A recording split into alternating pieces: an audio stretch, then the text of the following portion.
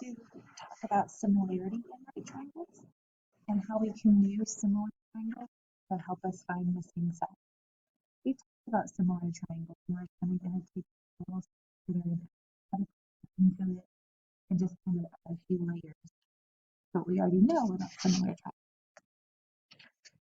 So the question I need to pose to you is what is an adjustment due to the hypotenuse of a right triangle?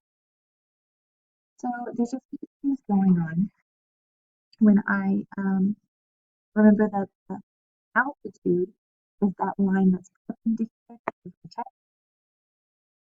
Perpendicular to the opposite side of the dot, meaning that this dotted line is perpendicular on both.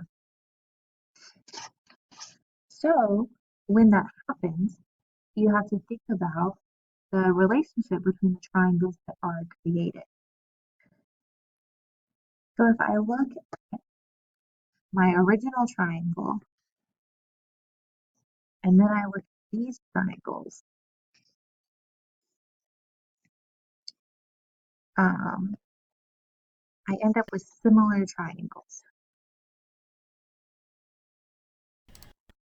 And flip these around and move them and spin them, and I end up with similar triangles. So remember that similar triangles have congruent angles and similar sides or proportional sides. So the reason they are similar is because they have congruent angles. So as long as, because they both have the right angle, those would be congruent, and they have the other angle that also matches, then because they shared the angle to begin with, then we can use A to say that there's. So this is not in your notes, reminders about similarity. If corresponding sides of a polygon are proportional and corresponding angles of the polygon have equal measures, then the polygons are similar. And then two triangles have corresponding angles that are congruent, sides are proportional. And when two triangles have corresponding angles that are congruent, angles are called similar triangles. So you have this picture on the top of your notes.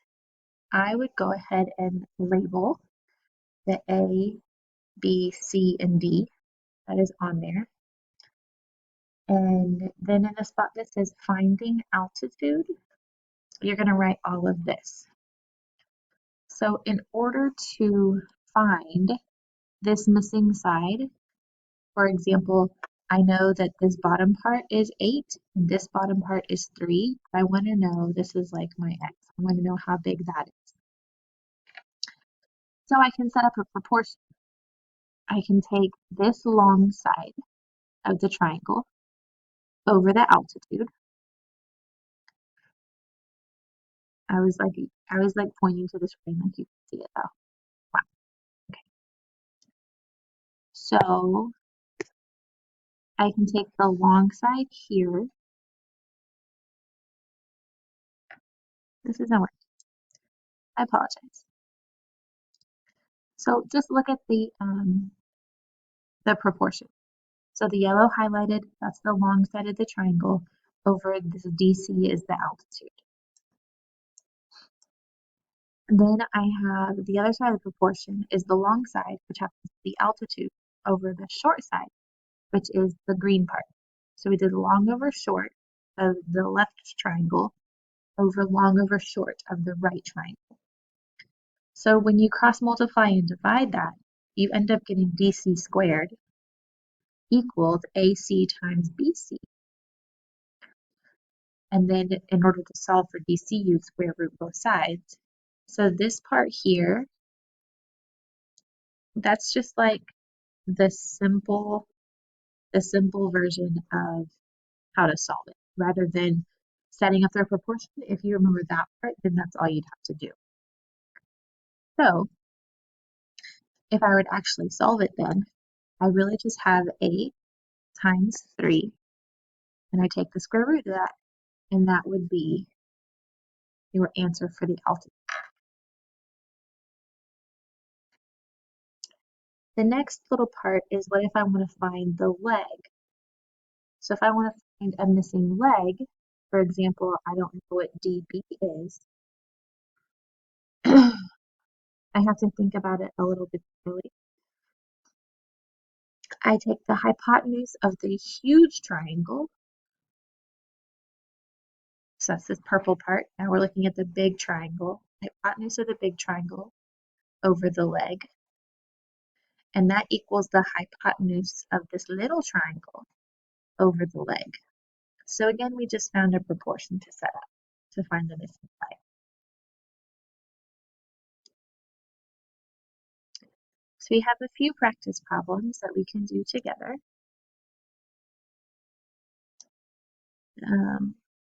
Starting with the value of x in the triangle below.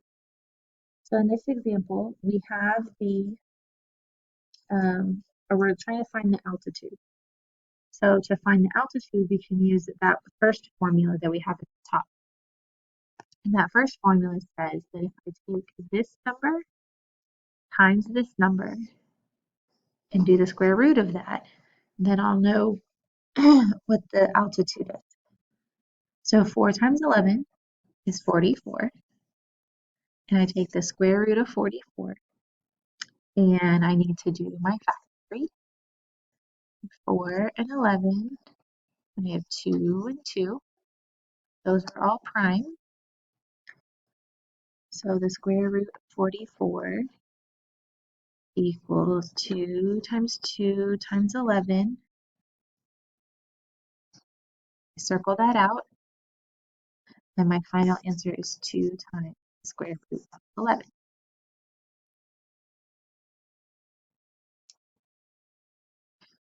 Number 2, this one's a little bit different. So this is where I'm just setting up a proportion.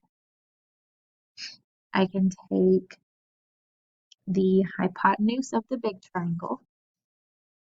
I don't know why it's doing that and making those lines. So the hypotenuse of the big one over the leg of the big one. So I was looking at this triangle. And that has to equal the hypotenuse of the little one over the leg of the little one. And then in this case, I can just cross multiply. I have 100 equals 26x, and divide both sides by 26. So x equals approximately 3.85. That's a 3.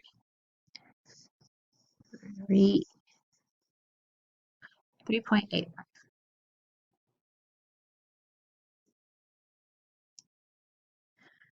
Number 3. What is the value of x in the triangle below? So again, this is like similar to number 1. So I want you to pause it and try and do number 3 on your own, and then come back and look at the work. Okay, so my work. Right here, this is important because in the function, we have to put this times this 24 is something you want, in which case you need to bring that missing piece. So you're really only doing 14 times 10, not 24 times. And then this is kind of an extra step, like when I actually multiplied it, because if you look at this and this, that's the same. So if you want to just take it from this step and do your factors, you can do that. And then you end up with 2 times the square root of that. Number 4, right now we don't have a picture. So it's going to be important to draw a picture. Says the altitude to the hypotenuse of a right triangle divides the hypotenuse into sections. So I have a right triangle an altitude that divides that hypotenuse into 12 and 48, and it wants to know the altitude. So this is very similar to the problem you just did. Go ahead and pause it and work it out and see if you can get it on. Up to your perfect square, multiply 48 times 12, you get 576, which is a perfect square of 24. If you didn't know that and you went ahead and factored everything, you'd get the same thing. So if you're not sure, you could always put it in the calculator, and if you get a decimal, then you know you need to simplify it like we were earlier in the week. And if you get a whole number, then you're done. Number 5, finding the value of x, y, and z. So on this problem, we're going to have to do steps to find our x, y, and z. And I'm going to actually find y first because I see that I have these two pieces. So I can do 3 times 12 and take the square root of that, which this is the square root of 36, which I already know is 6. So now I know that y is 6. So from this point, in order to find the last two pieces, I would just do Pythagorean theorem to find them both.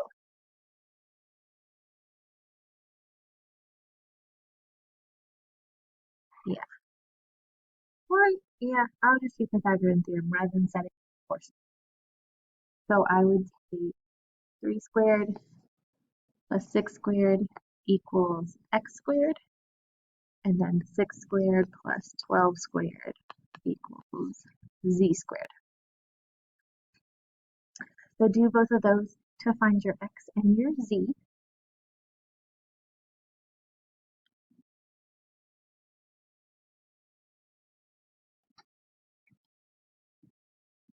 So when you do this part, you end up with the square root of 45.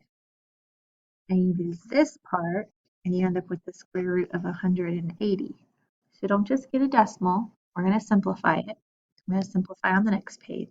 So the square root of 45, 9 and 5, 3 and 3. Some of these you're going to end up seeing over and over again, and you're going to end up kind of remembering what they are. So we have 3 times the square root of 5. And then for 180, this one has a lot. So we have 5 and 36, and 6, 2 and 3, 2 and 3. We have the square root of 2 times 2 times 3 times 3 times 5. That's a pair and that's a pair. They go outside. I have 6 times the square root of 5.